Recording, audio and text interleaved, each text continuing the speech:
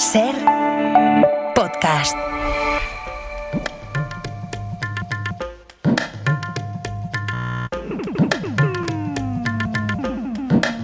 En la cadena Ser, Punto de Fuga.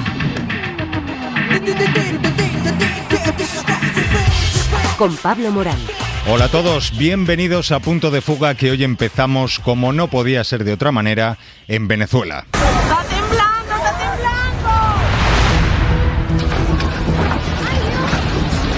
No se sintió la diferencia entre un sismo y otro. Para quienes lo vivimos, se sintió como un sismo muy largo.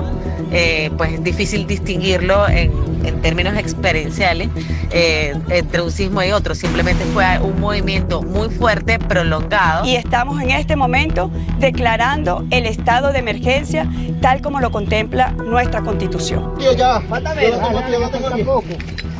Ya salí. 1, 2, 3.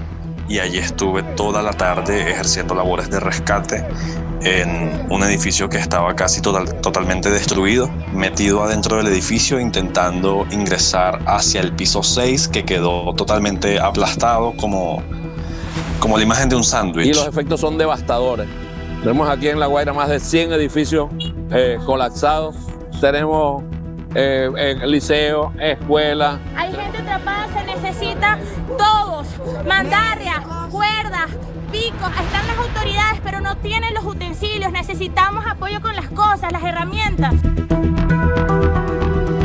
Bueno, un fenómeno tan extraordinario como es el doblete sísmico que ha sacudido Venezuela esta semana afecta a un país debilitado, aislado en el plano internacional en las últimas décadas y con servicios pues muy precarios por esa presión de fuera y también por la represión de dentro.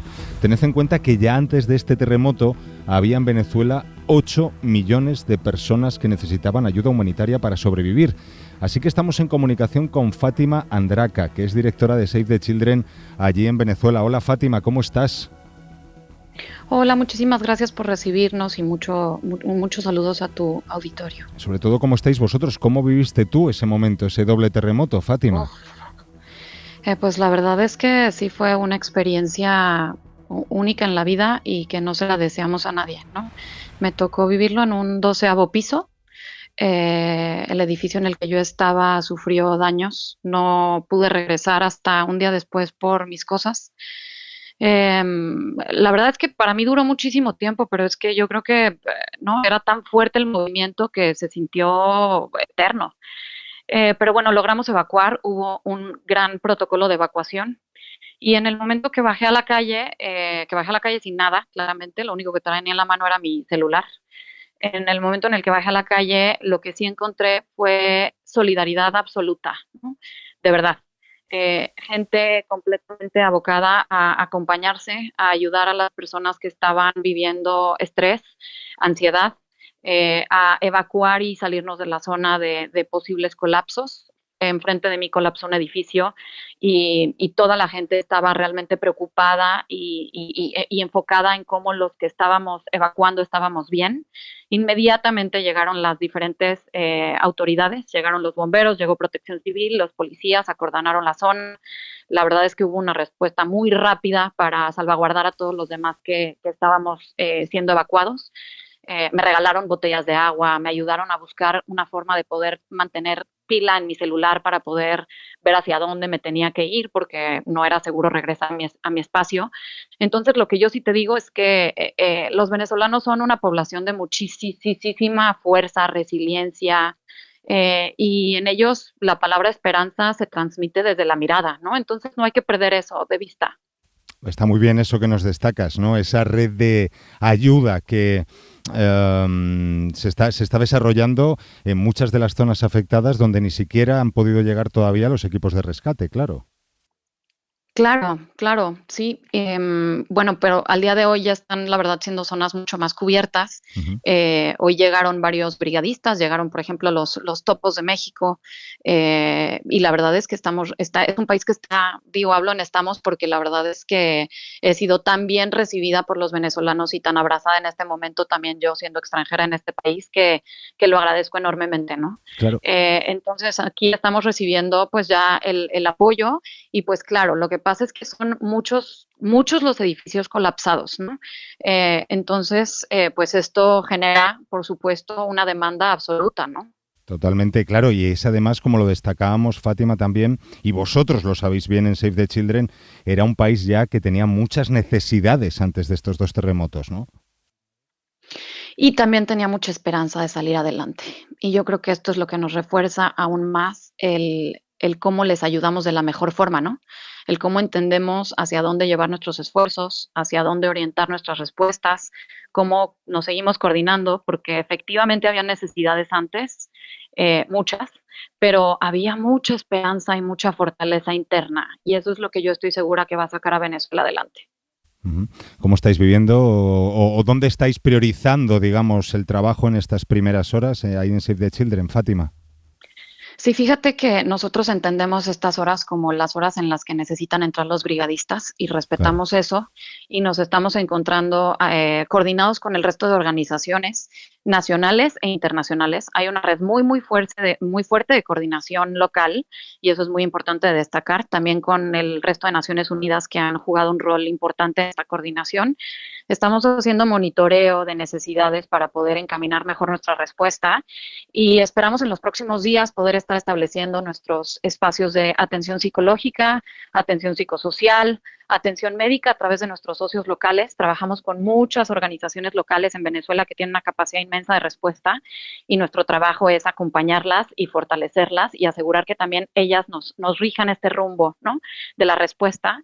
Y estaremos entregando y dotando kits de bienestar para las niñas y los niños. El impacto emocional es muy fuerte y, ¿sabes?, no solo para aquellos que sufrieron un daño o que se encuentran sus viviendas afectadas, sino para todo el resto de niñas y niños del país, que hoy no están siendo visibilizados, pero que están volteando a ver las noticias y que están escuchando todo el tiempo lo crítico de la situación y que esto impacta también en su bienestar, ¿no? Entonces tenemos que acompañarlas a todas y a todos. Entonces, en el resto de nuestras intervenciones sí estamos ya echando a andar atención psicosocial, herramientas para los profesores para que puedan contener a los alumnos cuando haya una vuelta a clases, ¿no? Entonces, pues sí, estamos avanzando desde una visión estructurada y acompañada y coordinada. Importantísimo ese acompañamiento ahora, más que nunca. Hemos hablado con Fátima Andraca, directora de Save the Children allí en Venezuela. Fátima, muchísimas gracias y mucha suerte. Gracias a ustedes por el espacio, que estén muy bien.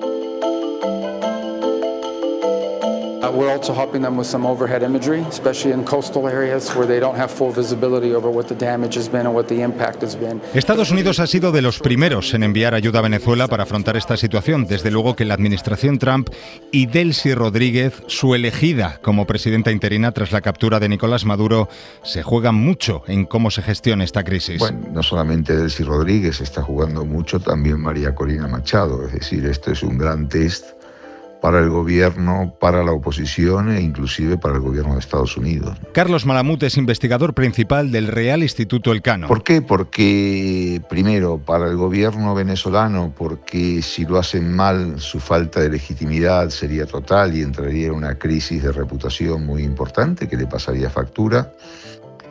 Para la oposición, si lo hacen mal, también su pérdida de imagen repercutiría muy negativamente sobre su proyecto político.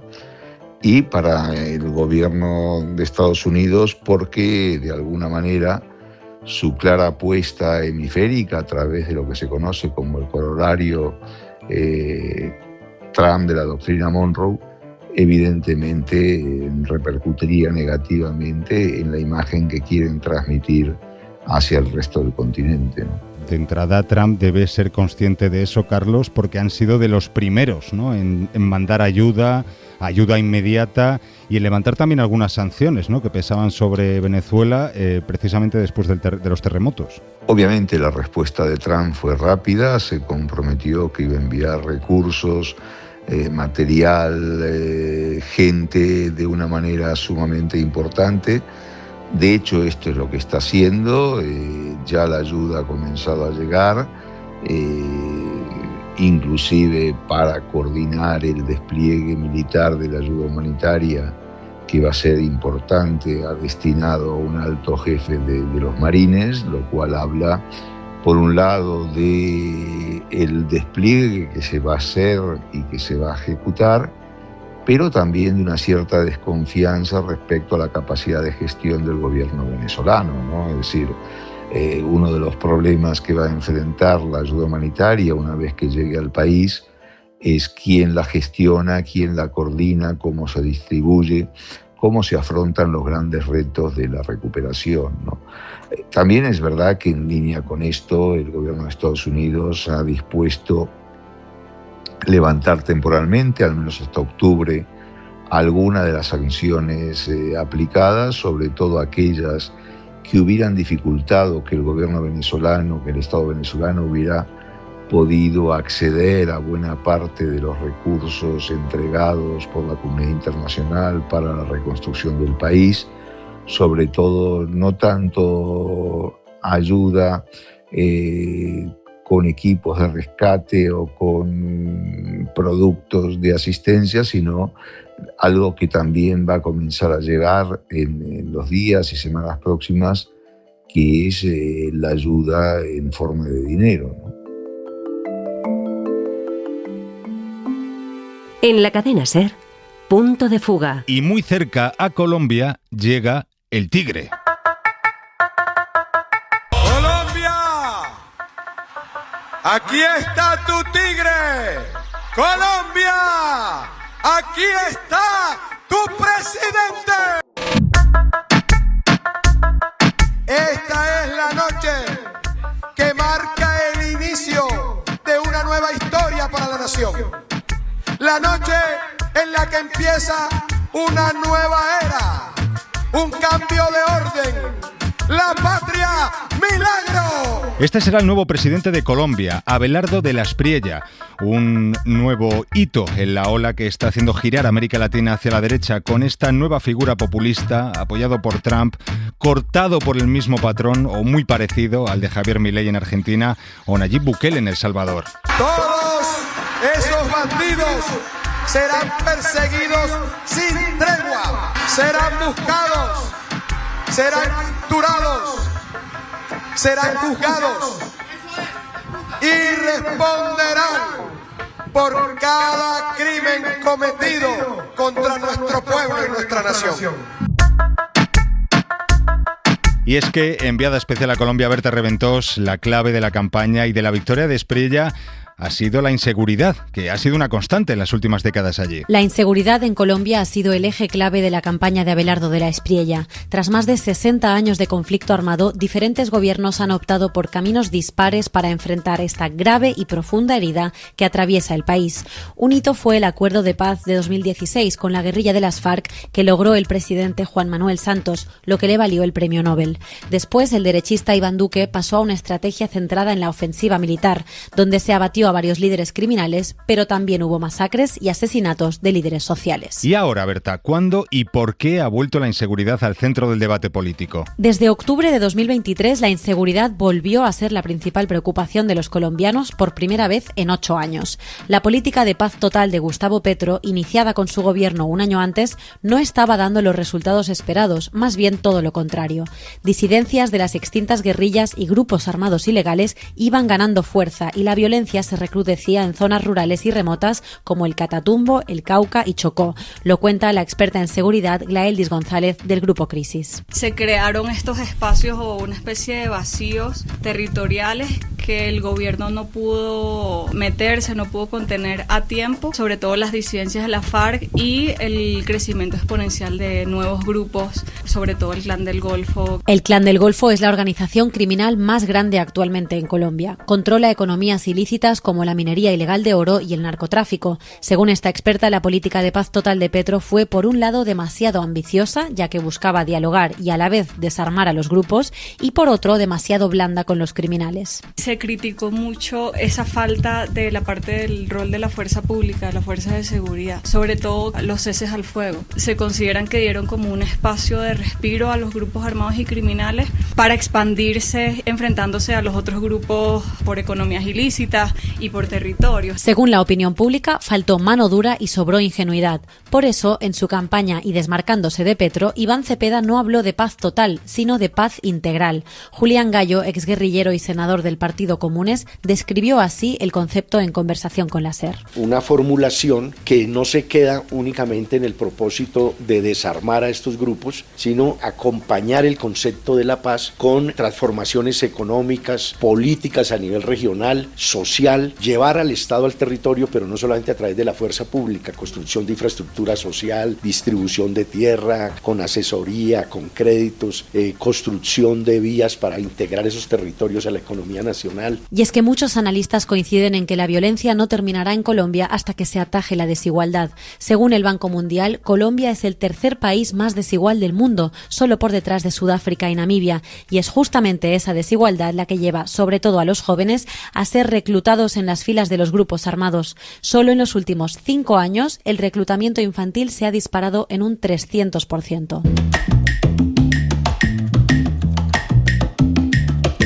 Claro, Colombia es uno de los países con mayor desigualdad, como nos decías, pero también el segundo país con mayor número de desplazados en todo el mundo. Solo le gana a Sudán, ¿no, Berta? Y esto también influye. Así es, la violencia no solo se expresa en forma de sangre, sino también en forma de desplazamiento forzado. En los últimos 50 años, 8 millones de personas en Colombia han sido desplazadas de su lugar de origen a causa del conflicto armado. Esto agrava la desigualdad, ya que en las ciudades se generan asentamientos irregulares y barrios que son descuidados por el Estado y que terminan siendo estigmatizados.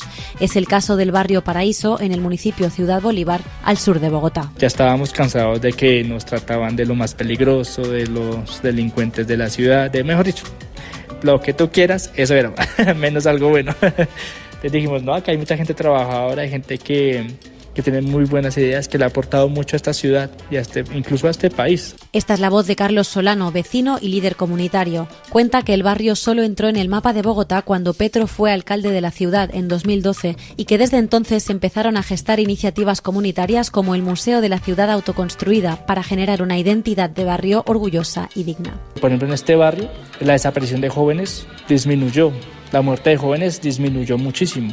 Se ha hecho varios procesos de educación, procesos de integración a los chicos a universidades, programas de empleo, que eso, en la época que yo era chino acá chino le decimos así cuando era uno chico, no podíamos tener, porque vivíamos con miedo.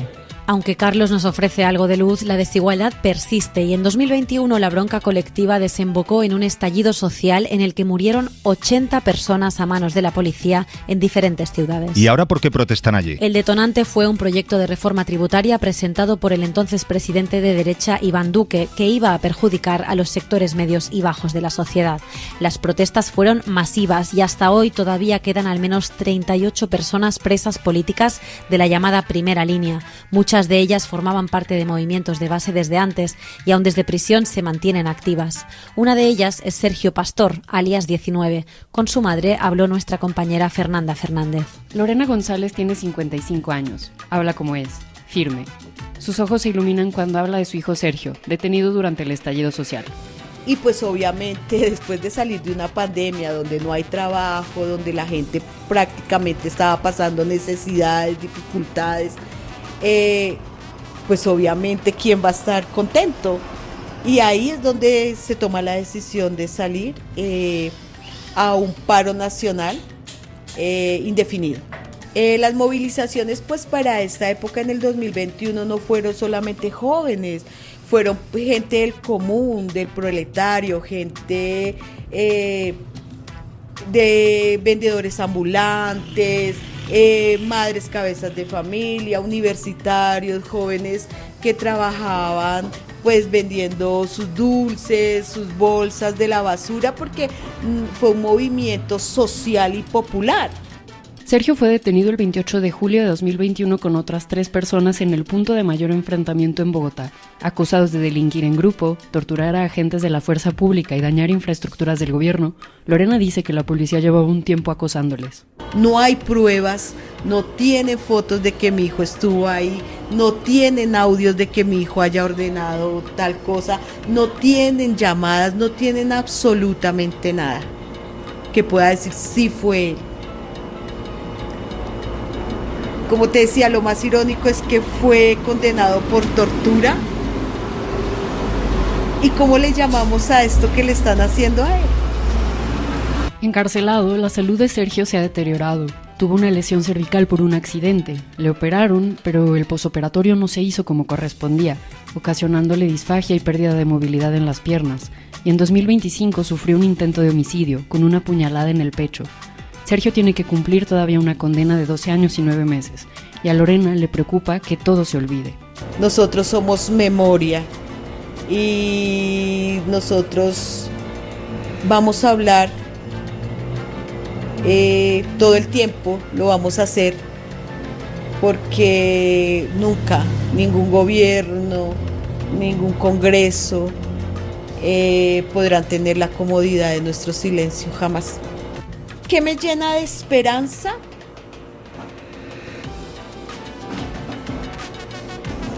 Ver mi país libre. Ver mi país lleno de colores, de murales, de memoria. Ver a los jóvenes libres. Y ya que les quitaron todo, por lo menos que les devuelvan la dignidad. Los testimonios que hemos escuchado, como aquellos que nos confiaron otras personas sin un micrófono en la mano, demuestran que paradójicamente lo que une a Colombia es la violencia y lo que la divide es cómo construir la paz.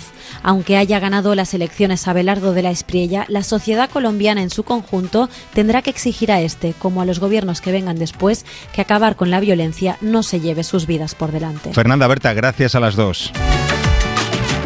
Dormir con sábanas limpias es la mejor sensación que existe. Y el primer baño del verano es así que es insuperable. Tengo una mejor, la de que te toque un sorteo. Disfruta de esa sensación de ganar un premio. Haz tu revisión de mantenimiento anual con lubricantes Total Energies de Opel Service y podrás participar en el sorteo de increíbles regalos. Condiciones en opel.es. En la cadena SER, Punto de Fuga. I will resign as leader of the Labour Party. Y este es otro de los grandes acontecimientos de la última semana, la dimisión de Keir Starmer, solo 2 años después de arrasar en las últimas elecciones generales en Reino Unido. Su renuncia ha coincidido con el 10º aniversario del Brexit, la consulta que abrió un periodo de inestabilidad política en el Reino que persiste, como estamos viendo. Con Starmer son ya 6 los primer ministros que dimiten, coincidiendo con la salida de Reino Unido de la Unión. Pero ¿qué opina la calle? Nuestro corresponsal Lucas Font ha visitado 2 distritos, el que brindó más apoyo al Brexit y el que menos. ¿Siguen los británicos pensando que fue una buena idea? Han pasado 10 años desde aquel 23 de junio de 2016. Más de 17 millones de personas, un 52% de los votantes, apostaron entonces por la salida de la Unión Europea.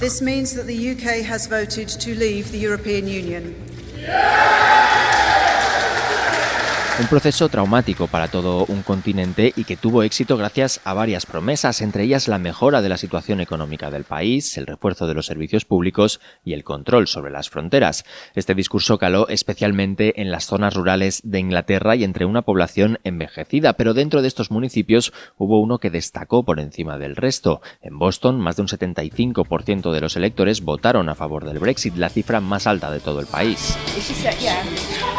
En el Church Keys, un pub en esta localidad del este de Inglaterra, Nicola Crisp explica cuál es la situación 10 años después de la votación. Very cliquey, very dangerous. Yeah. All the foreigners, they stick together. Boston es un lugar peligroso con grupos cerrados de gente. Todos los extranjeros se juntan y nos hacen sentir inferiores, explica esta ex cajera de supermercado residente en el municipio desde 2021. Un 25% de la población de Boston son extranjeros, principalmente ciudadanos de países de Europa del Este que se instalaron aquí para trabajar en el sector agroalimentario a partir de la década de los 2000. La falta de políticas de integración efectivas provocó una división clara entre locales y extranjeros y llevó a la gran mayoría de sus habitantes a apostar por la salida de la Unión Europea, pero 10 años después pocas cosas han cambiado. In the first year after Brexit happened, we were really struggling with labor. En el primer año después del Brexit tuvimos bastantes problemas para encontrar mano de obra porque mucha gente se fue y llegó la pandemia, explica Victoria, una trabajadora de una empresa de reclutamiento de personal en el sector agrícola. But then after that, quickly lots of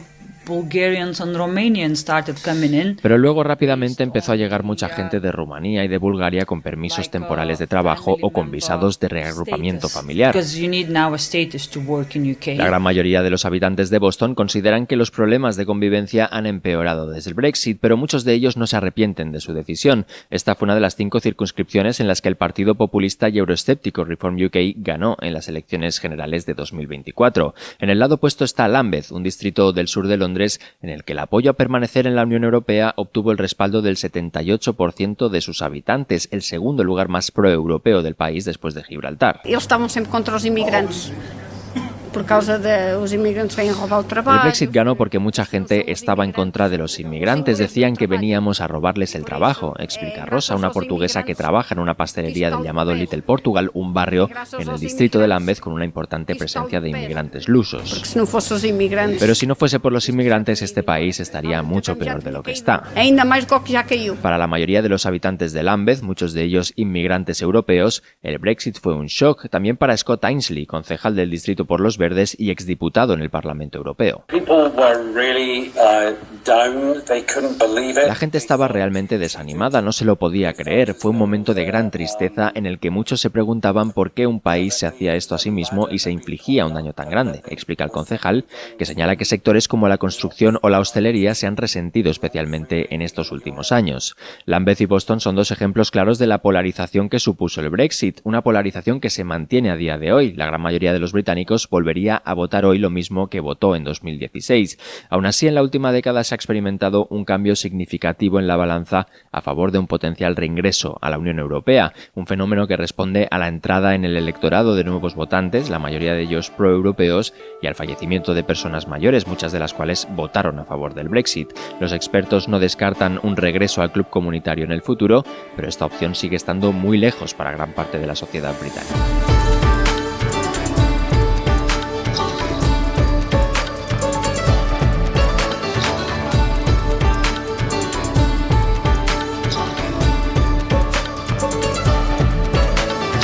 Pues hasta aquí el punto de fuga de este domingo. Ya sabéis que os seguimos acompañando en cadenaser.com, en Facebook, en X, somos @puntodefuga y por supuesto estamos en Ser Podcast, donde tenéis todos los capítulos del programa para escuchar y para compartirlos, porque sois parte fundamental de este mundo que también importa. Hasta el domingo que viene. Adiós. Para no perderte ningún episodio, síguenos en la aplicación o la web de la SER, Podium Podcast o tu plataforma de audio favorita.